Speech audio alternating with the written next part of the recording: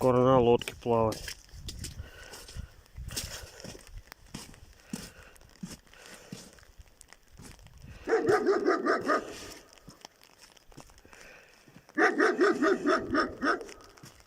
Чё ты лаешь, блядь?